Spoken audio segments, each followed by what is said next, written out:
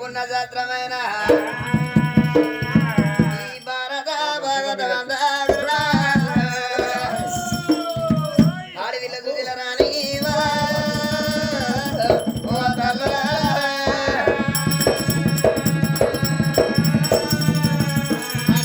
ఆడవిల్ల 7 మేడలో ఉన్నప్పుడు కచ్చరు కంచెలు గారు వచ్చి పిలిచే వరకు ఆడవిల్ల జోలని విన్నదమ్మా. నా భర్త వచ్చిన భర్త పెట్టిపోతాం అని ఎదురుగా వస్తూ ఉన్నదట.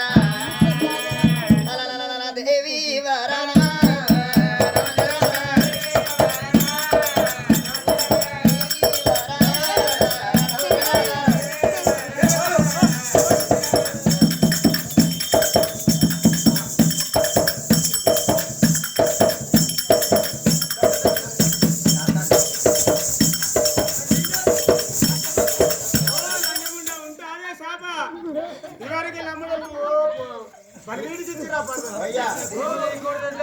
ఆ ఇంట్లో అందరూ సాప ఇస్తే పైసలు ఇస్తామని సాప ఇస్తే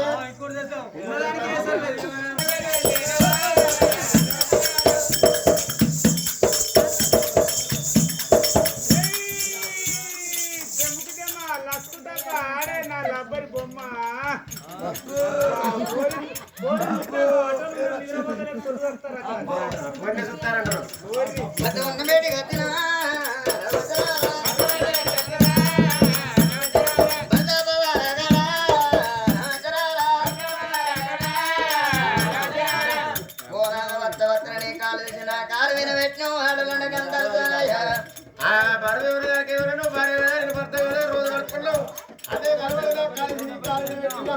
కోనాలి కాలు కడగ నాకు అద్దెలుగా ఇష్టం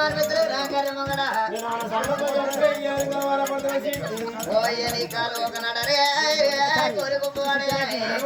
ఇరుగుటానికి ఇలా అనుకున్నావా ఇట్లా అనుకున్నావా లబ్బర్ అనుకున్నావా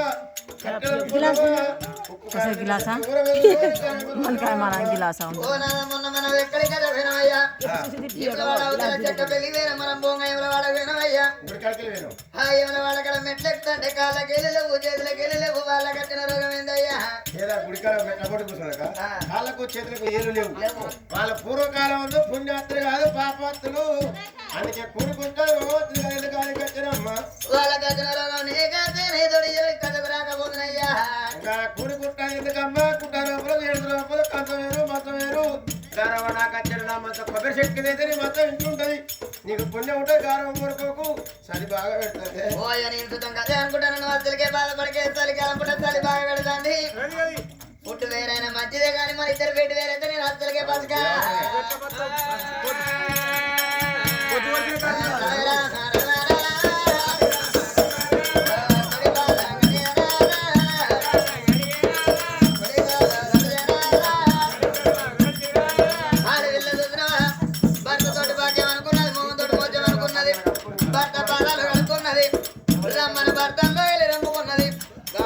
కుర్చీ లేచింది వీళ్ళ లెక్క ఆకలికి ఇచ్చింది ఆవిడ మధ్యగా దుబ్బలకి ఇచ్చింది దూడల మధ్యగా ఆనాడు చూసిన వాడు వీళ్ళ చిలుకలాని మొగం చిన్న మొత్తుకున్నది హంసలాని మొగం వాళ్ళు మొగం వేసిందాట.